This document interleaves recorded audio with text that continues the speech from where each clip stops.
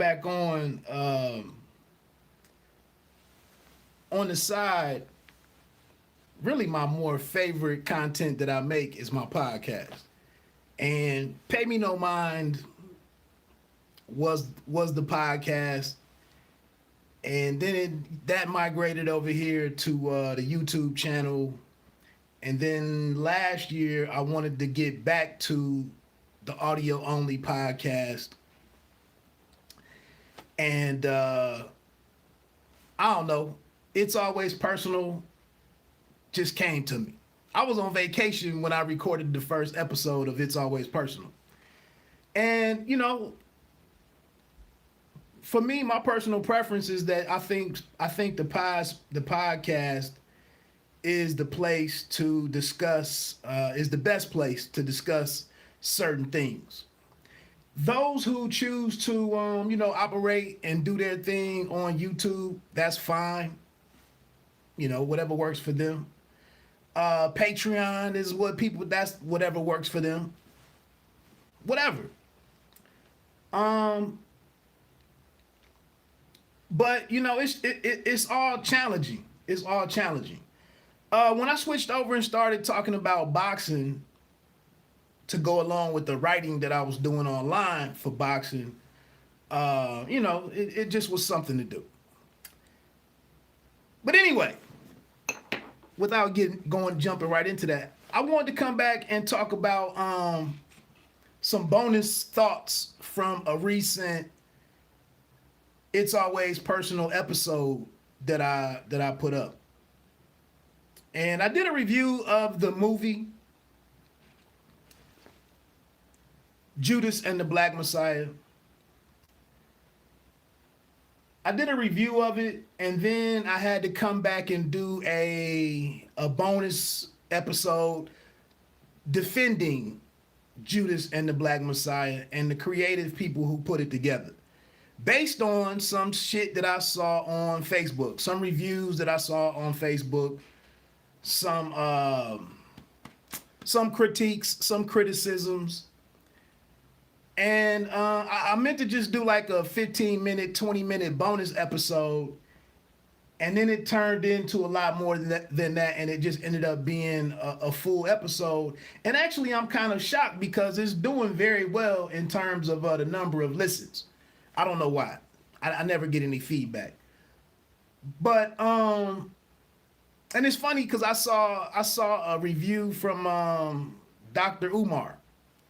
I saw a review from him, a video with the review from him, and I was very interested to see where somebody like Dr.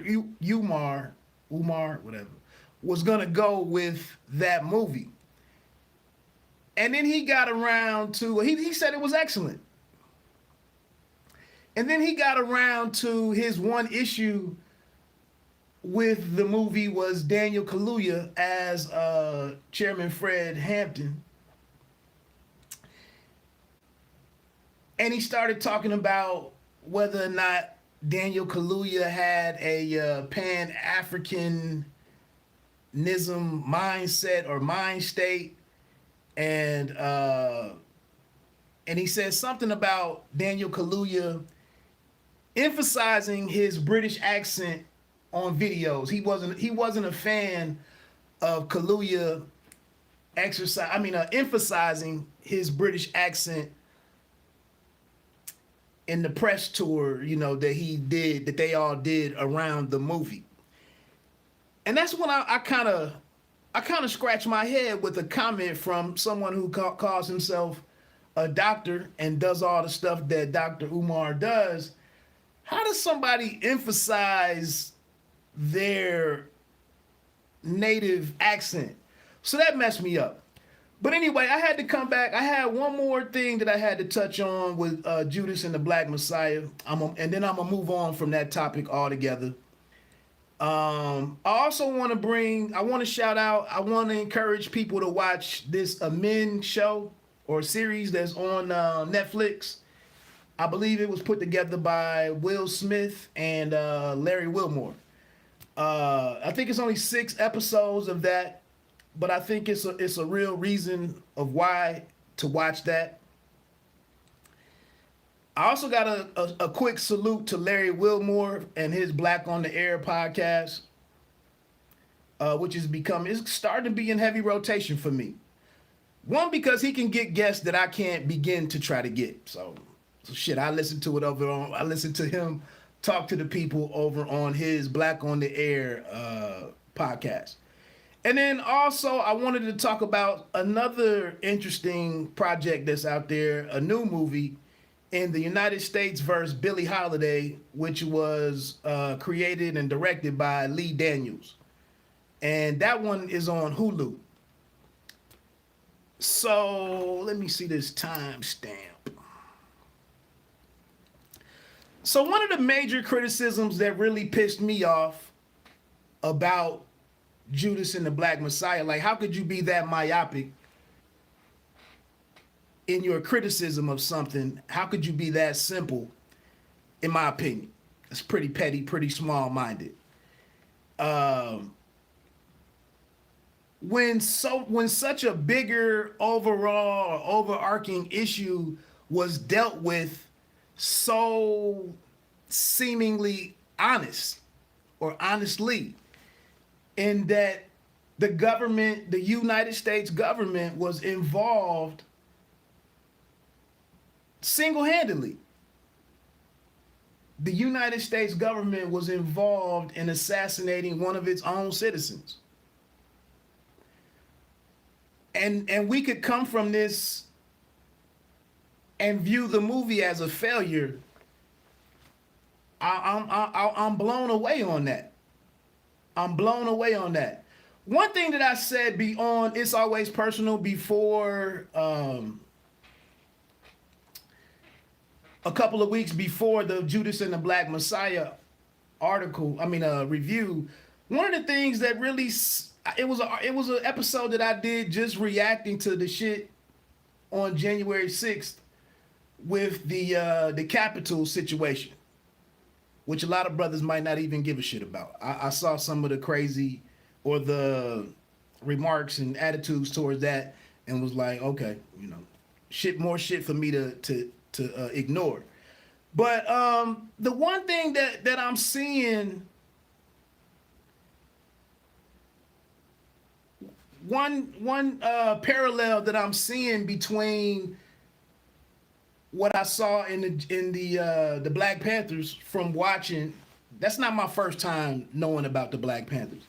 But one thing that I'm seeing in how they portrayed, one similarity in how I'm seeing how they portrayed Chairman Fred Hampton and the Black Panthers, and connecting that to what I saw take place at the Capitol on January 6, 2021, for totally different motivations and totally different reasons. But the one thing that I noted on It's Always Personal was that somebody thought that the federal government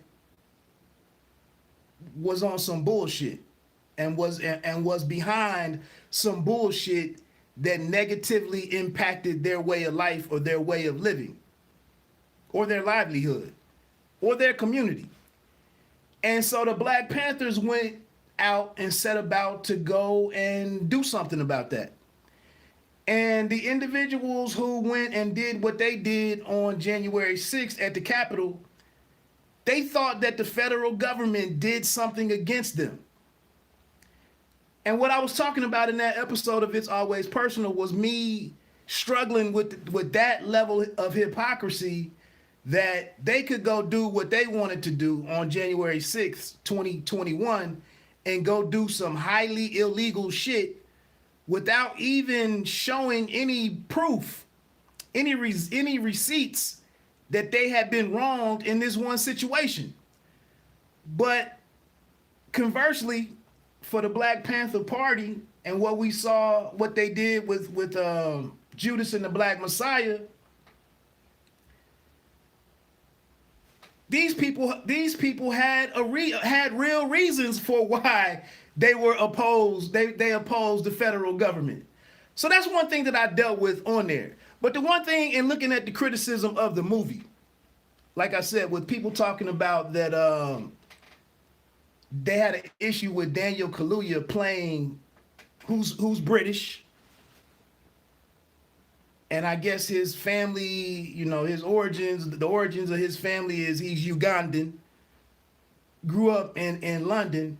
And so I saw a couple of big channels, a couple of major channels were like, I got a problem with that because they had an African playing a black American. And I was like, oh, okay, that's what we doing. I tried to get my wife to be a part of my content, whether it be the podcast or here on YouTube. And she gave me two great things that I didn't even think of.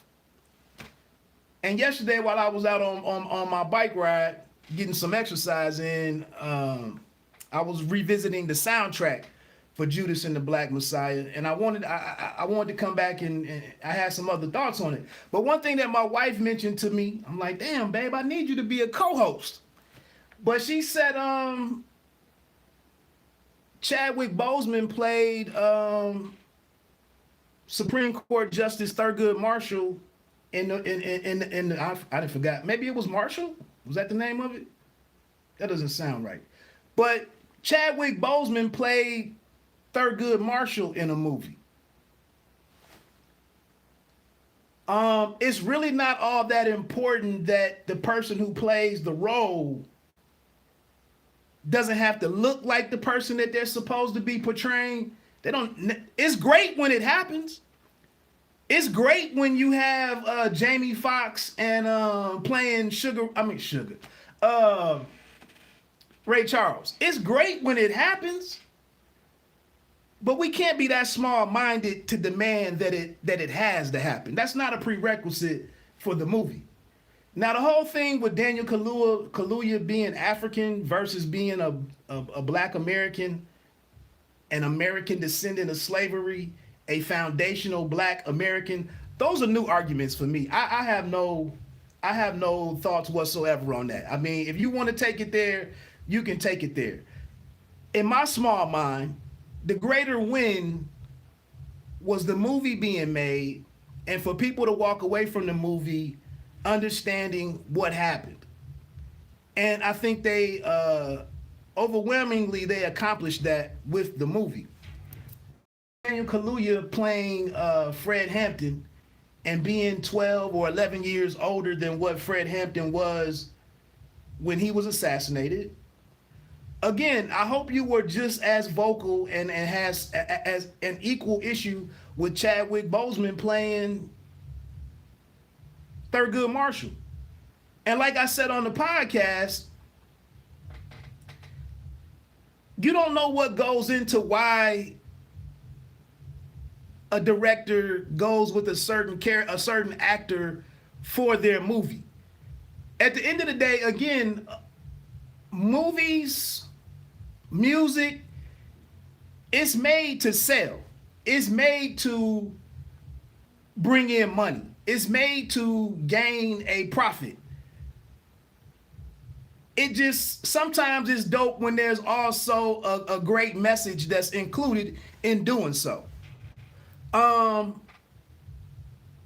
Another thing that I don't think I really called out on the last episode of It's Always Personal on the podcast, if you're sitting, like, black people in America, it seems like we want to have this monopoly and this self-centered situation where we look at being the only group of people who were subjected to slavery and discrimination, racism, such and such, whatever. It's like nobody else knows that, or nobody else in the world has experienced that. And I know we still feel like it's a lot of open wounds still there. It's a lot of stuff is still going on. A lot of wrongs have never been righted. Apologies haven't been made officially. I get all of that.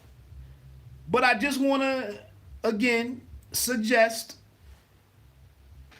in looking at Kaluuya playing Fred Hampton, Prime Video, directed by Steve McQueen, who made 12 Years a Slave back in, 2013? 2016, whatever. But he has a series of movies called Small Axe, AXE. And it's like 5 movies. I think they go from an hour and a half to 2 hours. And it deals with black people, brown skinned people in London or in England, the UK. And check out the one called Mangrove.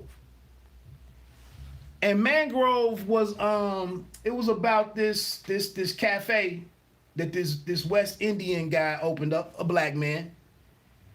And he started catching all types of hell from the police department. And you know who pops up in this movie? The Black Panther Party over in England in the 1970s. So again, what I'm saying is, like, to run out here with some of the criticism on some of this stuff, how could you have such a myopic view of what's really being achieved?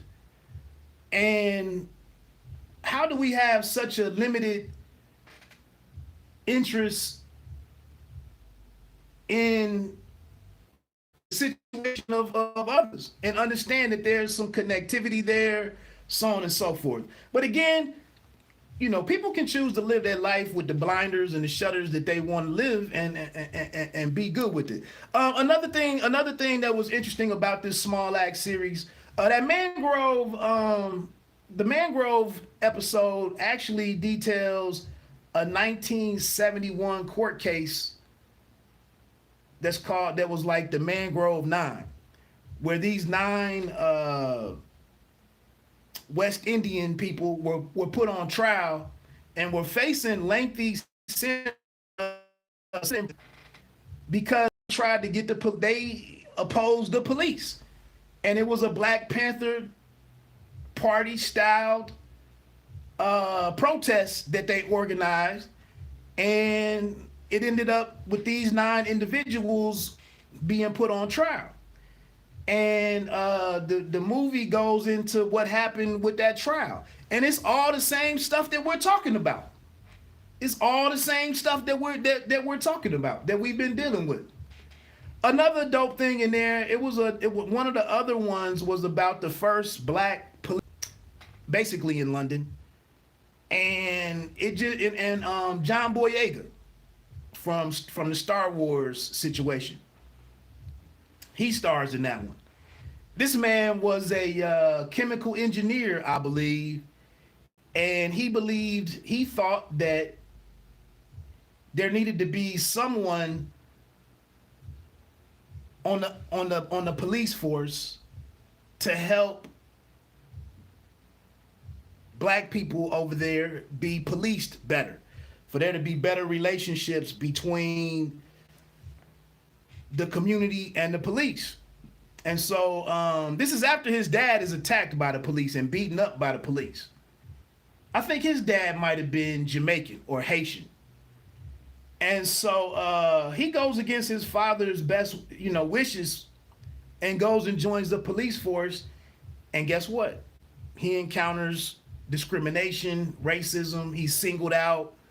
And he learned, he has to deal with the fact that he chose to get involved with this and stand and try to bridge this gap. And his fellow police officers did him wrong and did him dirty. And then the black community didn't rock with him either. And he could have just kept being he could have kept being a chemical engineer and just living his life. But here he is trying to do good and trying to help others. So it was crazy. Did I watch? It was another one that I watched too. But anyway, man, just check that out. Just check that out if you think that British black people have no connection to discrimination and racism. And remember that Chadwick Boseman played fair-skinned, straight-haired Supreme Court Justice Thurgood Marshall. Um, Amend. Wow. I would just suggest, man, to people to check out Amend because 2032. I would suggest people to check out Amend. I don't know if it's a 5 or 6 part series on Netflix right now, created by Larry Wilmore and Will Smith. I know both of those guys helped narrate it. Mahershala Ali is on there. Some scholars are included in there. What's his name? Joseph Gordon-Hewitt, the young cat from that played Robin in Dark Knight Rising. James Gordon-Hewitt, something like that. He's one of the actors in there. It's a lot of people involved in it. But Amend is about the 14th Amendment, which established like U.S. citizenship, further defined it years and years later after the Emancipation Proclamation. Again, man, I know 2020, 2021, I know we've been inundated with all of this racial shit. A lot of black movies and documentaries, right? You know, in this stretch, a lot of it, we're probably on overload right now on this stuff, this type of content. I'm not suggesting watch Amend to become overcome with anger and all this other stuff. What I'm saying is it's very interesting to watch. I mean, to listen to this broken down the way that you know, Ava DuVernay had the documentary The 13th. Now here we are with Amendment 14. And just the one major takeaway about Amend is, especially in coming through 2020 and all of the protesting and the social injustice, such and such, the election, January 6th. The one interesting thing, the major takeaway about Amend and Amendment and the 14th Amendment is that, what is documentary? The one thing is interesting to watch how change occurs, how it has occurred historically in this country.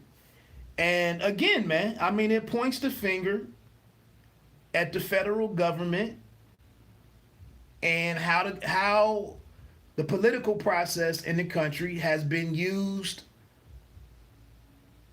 to slow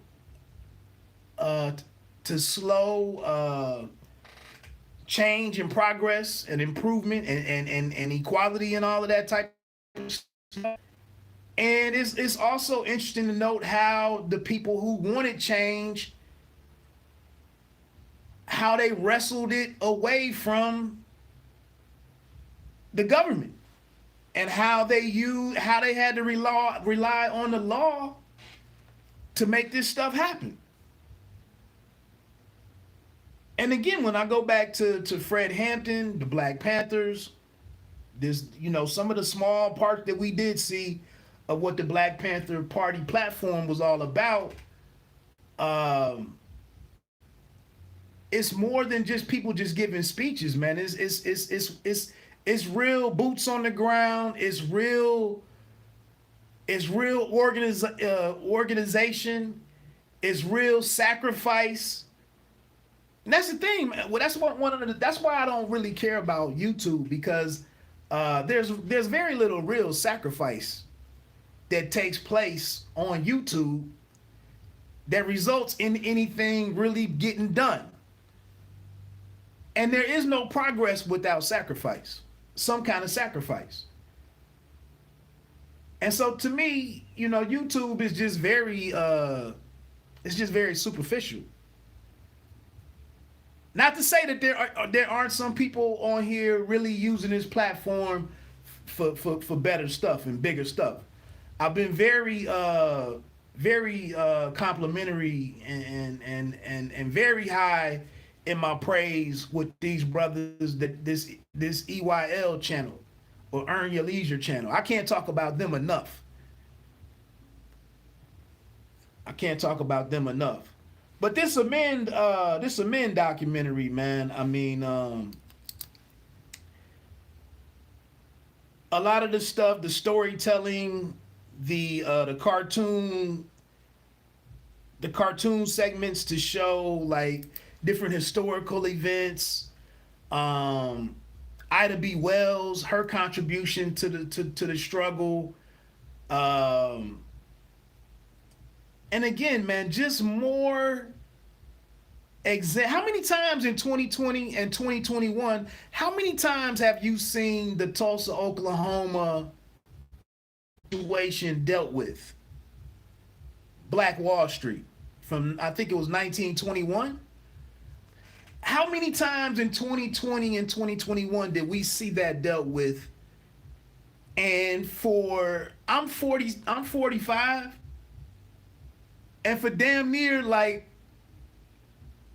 for 43 years, that whole story was non-existent. I heard about Black Wall Street maybe 7 or 8 years ago, but it was some rap bullshit. It was some gangster rap, which is messed up in itself, that it had this gangster rap connotation versus 1921 Tulsa, Oklahoma. So, but there were other situations. And again, like I was saying on It's Always Personal, my fear is that with a lot of this stuff, the right people won't look at any of these movies and won't look at any of the, I gotta check out Josh Brown, this financial dude on CNBC. He actually has a podcast called The Compound with Josh Brown, I think. And he did an episode this week on Black Wall Street. He's a financial analyst on CNBC. He actually, a couple of weeks ago, he was on Earn Your Leisure. That's kind of when he got on my radar. And then I started listening to some of his podcast episodes, and it's just crazy. Again, when white Americans, when white people can sit here and talk about some of these situations, these horrific situations in American history, and talk through them,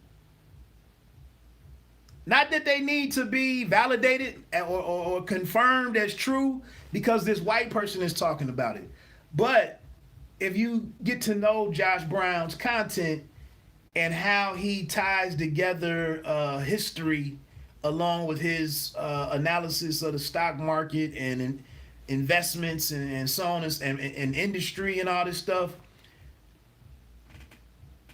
I just see it as a positive to see another piece talking about these matters. And like I said, maybe people at home could stop looking at TV and seeing some of this stuff on TV, that this is just this community, this is victimhood.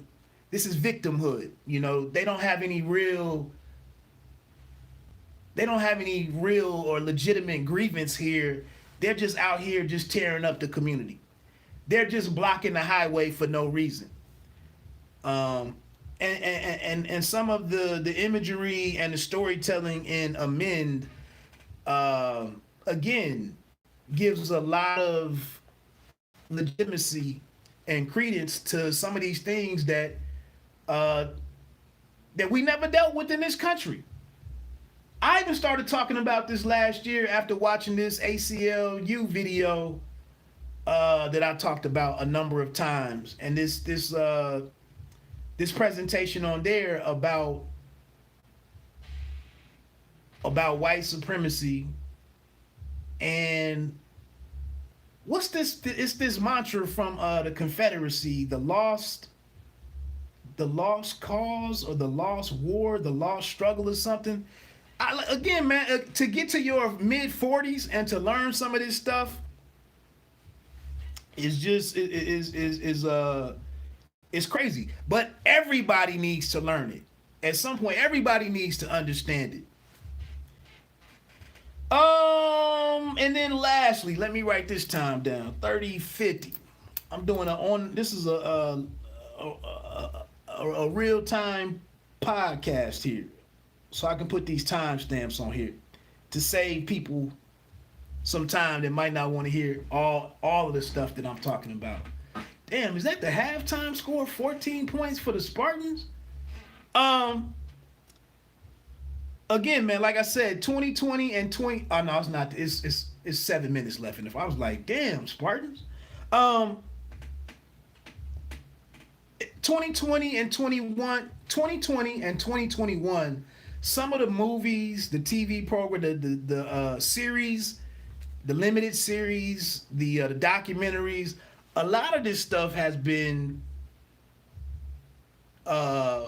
very, very profound stuff. Again, the messaging, the story that's told on Judas and the Black Messiah. I don't even know when I saw. When did How They See Us, or When They See Us by Ava DuVernay? Wasn't that 2020? It all runs together at this point. Was it the end of 2019? That situation with the exonerated 5 from Central Park. What we saw with One Night in Miami. Ma Rainey's Black Bottom. Fargo with Christopher with Chris Rock.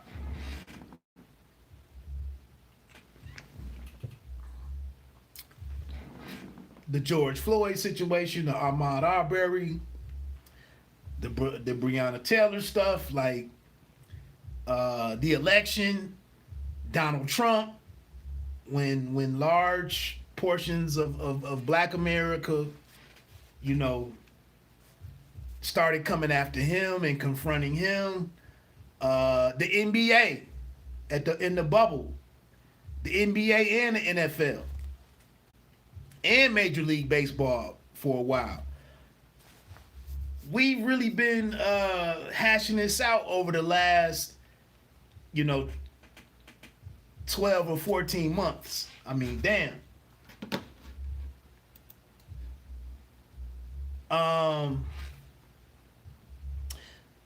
Something new. The next project already coming down the pipe.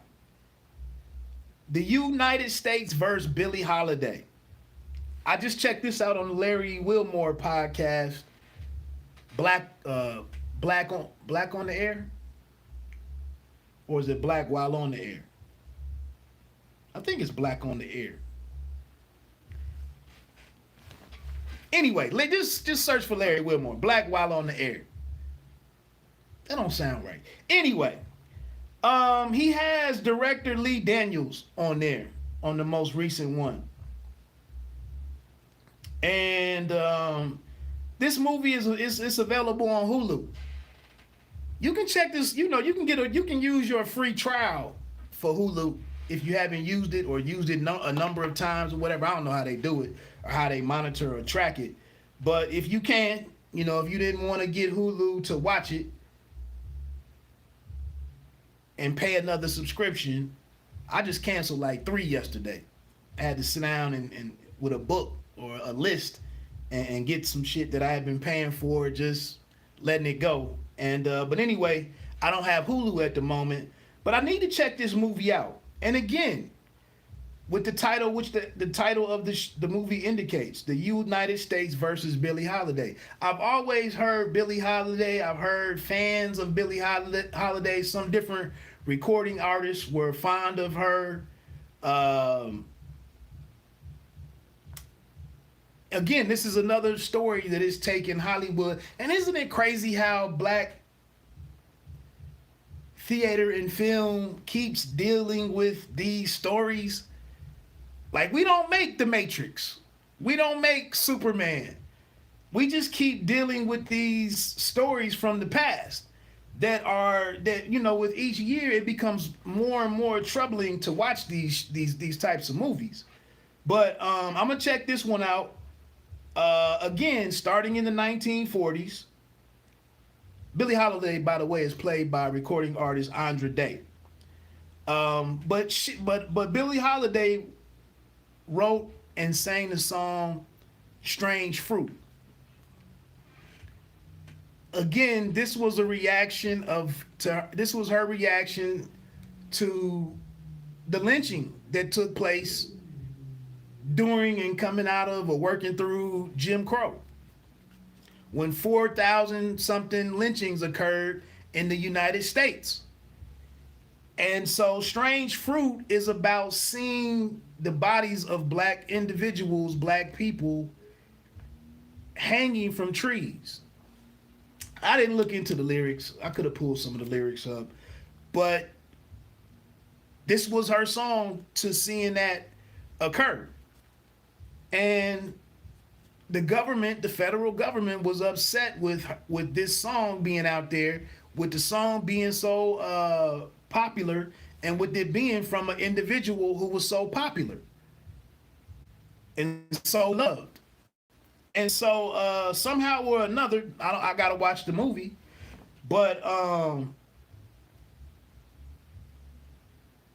she starts being followed and tracked by the FBI, and they get involved in her life and cause her problems. And she was not equipped to handle this type of harassment and monitoring and manipulation because of how she came up, how she was, her upbringing, where I believe she might have been a prostitute at one time. She was like predisposed to being a drug addict.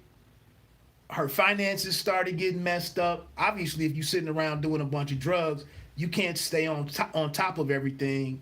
So here's another situation, much like Chairman Fred Hampton, how the United States government targeted this United States citizen and severely impacted or ended or caused their demise. And so Lee Daniels was on asking Andra Day, believing in her being able to pull this off as an actress, because she this is her first gig as an actor, as an actor. But of course, obviously, she can sing. I also think, for the people out there mad about Kaluuya playing Fred Hampton, I also think Andra Day is pretty fair skinned. So Billie Holiday was a light skinned woman, and so they tried, And I don't even know if Andra Day is from America. I think she is. I haven't listened to a whole lot of Andra Day, but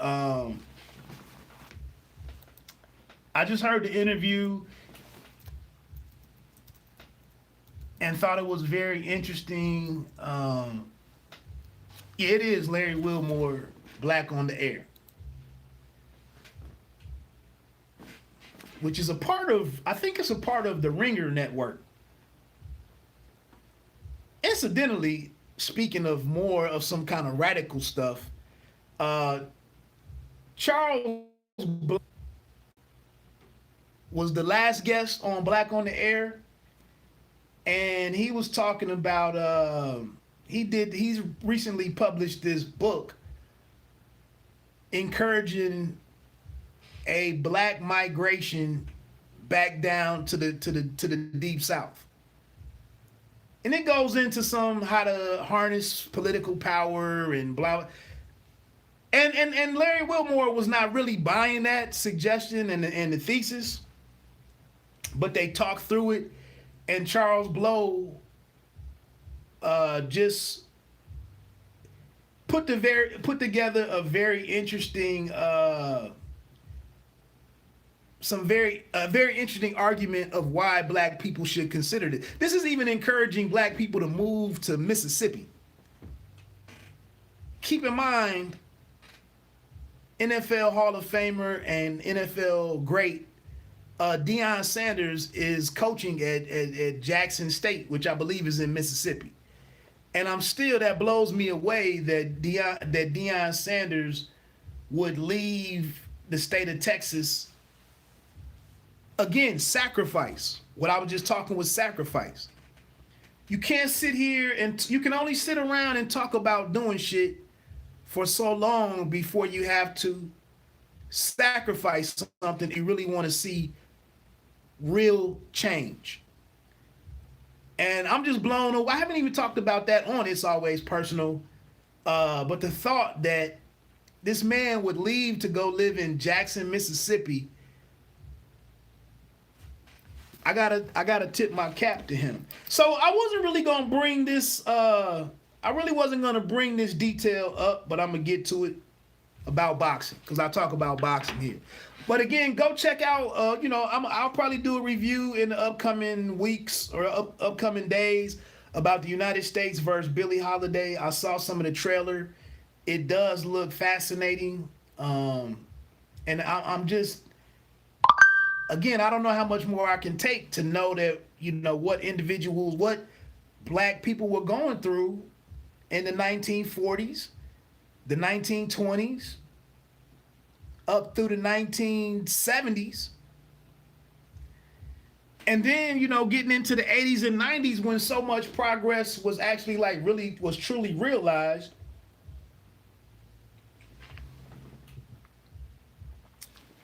And that's why now you have individuals such as a Larry Elder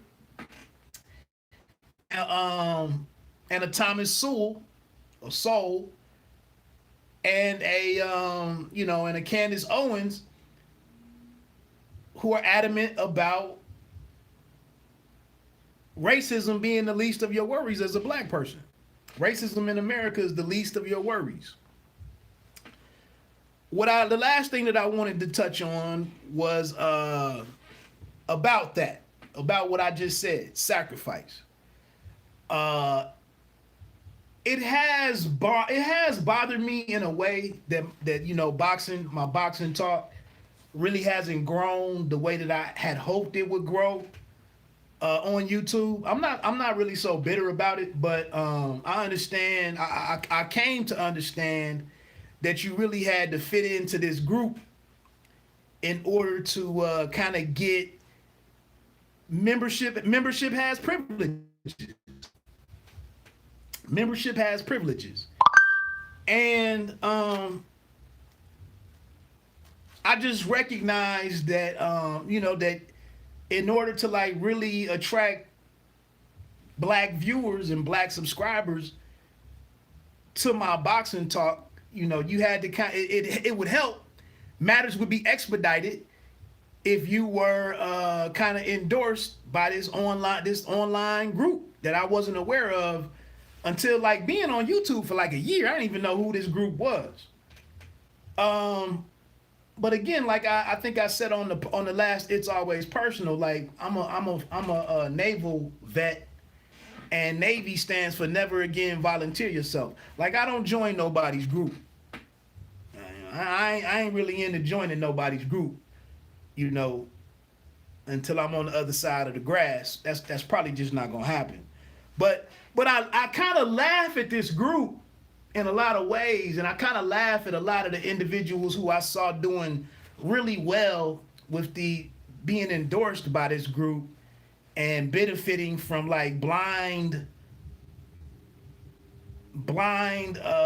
support and people blindly following people just because they sit on here and complain about racism in boxing and talk about black boxing in the manner that they do. And a lot of this shit ain't even is really not true if you really looked at it, the whole thing. But okay. But again, with me, man, I'm about, you can talk about a problem all day. and you can talk about something occurring ad nauseum. When does anybody sacrifice anything and actually do something about it versus just continuing to sit on here and collect super chats leading the discussion? And my problem is there's all this talk about how the sanction, there's 4 sanctioning bodies for non-boxing people. There are 4 sanctioning bodies in boxing that control the championship belts for each weight division. There's the WBA, the World Boxing Association, the WBO, the World Boxing Organization, the IBF, the International Boxing Federation, and the WBC, the World Boxing Confederation? World Boxing Confederation. I think that's what it is. Anyway, neither here nor there. There's constant talk by a lot of people online about how a lot of black boxing fans and black content makers, boxing content makers, there's a lot of talk about these organizations disrespecting and treating black fighters unfairly, and just constant calls of racism. Not saying all of those are unfounded. Not even gonna say that. But what I am saying is the reason why I don't get caught up into it and choose not to really stay with it is because it's just boxing, and kind of anything goes in boxing if you'll stick to it. If somebody will stick to it, it can eventually become a part of boxing. And I don't know, in like 35, 45 years of these organizations being in power, nobody black has chosen to go create their own black sanctioning body, their own black ran world title, world championship. Hasn't happened. Now, there's a black owned, a black directed promotional entity in boxing, one of the biggest presences in boxing, called the Premier Boxing Champions Series, PBC. They promote and organize fights on Fox Sports as well as Showtime Boxing. They've been around for maybe the last 4 to 5 years. Initially, when they came into the game, they said they were going to downplay the significance of the IBF, the WBC, the WBA, and the WO belts. They intended to not include them in the announcements, the introductions of fighters. They weren't going to put it on the graphics. They just were going to create their own world and phase out the importance of these titles because they saw them as being disruptive to what the PBC ultimately wanted to do with its Premier Boxing Champions Series. Over time, that part of the objective fell to the wayside. And the ultimate, goal of one day only having a PBC title, the PBC championship for each weight class, eventually that disappeared. And again, you're right back into accepting the corruption, malfeasance, and all of this discrimination, white supremacy, race. You're right back putting yourself under that system. And these titles are important because it's written into the contracts for the fighters that if you hold any of these titles, you can command more money. Your guaranteed purse for your fights increases significantly if you have one or more of these championships.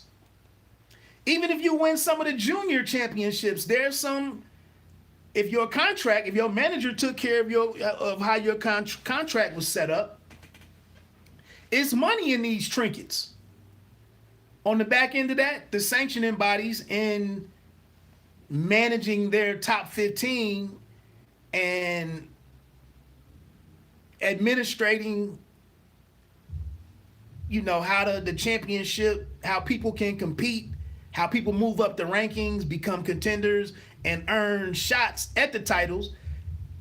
In exchange for all of that, for doing it in a according to the bylaws that they make, they get a percentage of the purses. You got to pay the sanctioning fee for them to do their job. And so that's what they do. They get money from this by doing this. But again, no black person, no black entity, no black group has went in and said, well, we're going to do our own thing. And as a result, we just got black people just sitting on these channels just talking shit indefinitely. Like, who? I got better shit to do, man. And let's keep it a buck, and I'm getting ready to get on off of here. Let's keep it a buck. It's just like, so I'm in Dayton, Ohio, right? From time to time, we've had the whole grown and sexy movement, or black professionals for nightlife, for entertainment. And you would have some bars open up. You would have a new nightclub open up. And the goal of that nightclub would be, we want a place where people who don't want to go to, who are adverse to going to jail, spending the weekend in jail, like people who really want to go out and have a good time and don't want to clash and fight with other adults over petty shit. Like if you just seriously want to go out and enjoy a drink with your lady, or to meet other singles, we're gonna do a dress code. No sneakers, no fitted caps, no jerseys. Your pants can't be sagging. You can't, you can't smell like loud marijuana. And then we're not even gonna play trap music. We're not even gonna play a whole lot of rap music. It's gonna be, neo soul, R&B, maybe some old school. That's how they start. And you would see brothers in there with their blazers and sports coats, hard bottom shoes. The ladies looking nice, and then the age limit would be like 25 and up instead of 21 and up. Or after 11, you had to be 25 and up. And then the door charge would be another deterrent. Instead of $5 or $10, it might be $20 to get in. We had a bunch of those open up at one point in time.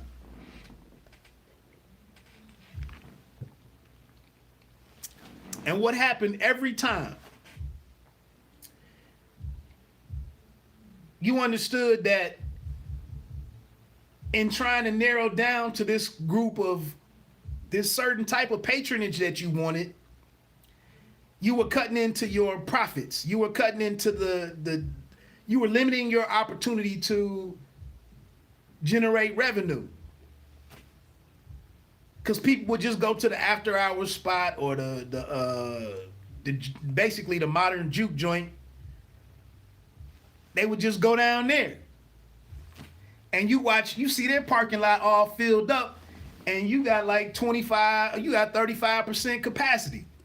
So basically what happens is they would start changing week to week, month to month.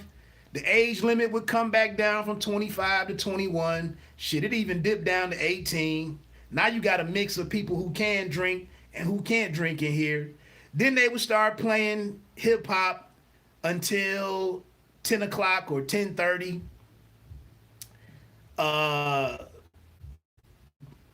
You could have clean sneakers on, you know. You could wear the dress code would change. Like you could have like denim on, but your belt had to be, you had to have a belt or something. All of this shit would eventually start changing so that they could maximize the money. And then, you know, over 2 or 3 months, the grown and sexy place that you could go to and not have to worry about a life-changing altercation would change into, now you can't go get your lady, you can't go and get you and your lady drinks, because by the time you come back to your table, it's gonna be 3 cats sitting there with with locks and braids, and you know, the whole street thing, and you standing here with your sport coat on, and now you got a problem. You got to make a decision, and they got, you know, the baby and Future and Blueface and whatever the hell, all of that shit is playing, and now you and your lady are back home 2-4 months later, where you thought you might have a spot to go out and listen to some decent music, cut a rug a little bit, and be an adult and spend some of your money, your hard-earned money, and enjoy yourself in a safe manner. Now you back at home playing Scrabble with your lady, waiting for Saturday Night Live to come on and watch that bullshit. We had that before, and that's basically what happens to a lot of. That's basically what happened to the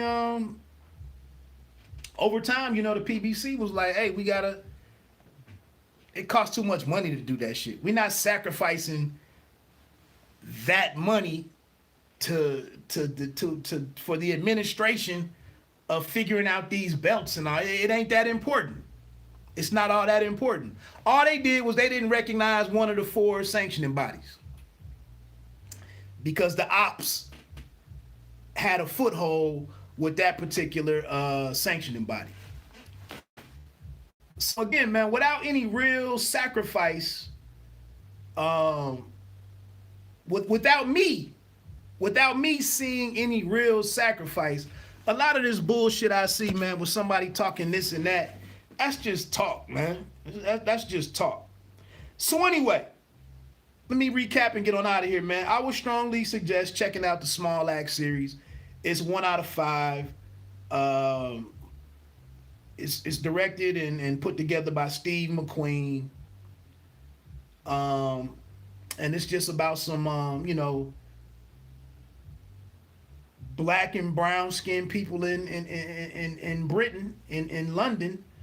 It's a look into their life and them having to overcome and dealing with oppressive shit and racism and being outnumbered and outmanned and all that shit.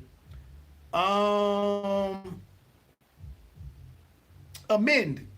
I would strongly recommend checking out Amend, just to learn not only some history, but how things work, how change gets done, how sacrifice results in real progress.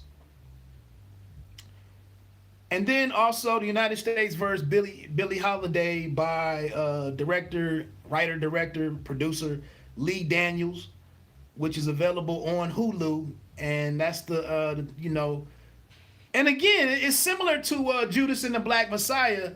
Lee Daniels was on Black on the Air talking about this is not a biopic. This is not a biopic or a biopic, a biographical picture or motion picture. It's not that.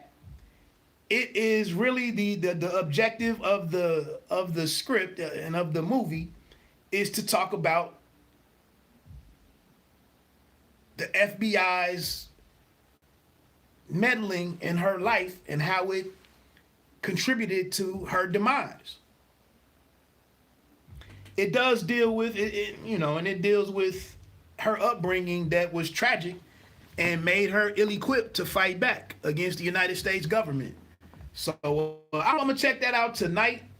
But it is on my to-do list, to watch that. The United States versus Billie Holiday. Um, it sounds like another very moving, bit of black cinema. Again, we can't always get into the lighter-hearted stuff, superheroes, espionage, uh, make-believe, fantasy, so on and so forth. We got other real shit to talk about still. Anyway, man, my name is Wood. Do me a favor and check out It's Always Personals out there on Spotify, Google Podcasts, Apple Podcasts. Like I said, man, I do have other thoughts beyond sports and beyond boxing and beyond hip hop. Some of those things collide over there. There is some intersectionality and whatnot. But again, that's just where I like to handle that. Let me get on off of here, man. Pay me no mind. Sports and entertainment. You don't have to be great to start, but you have to start to be great. One.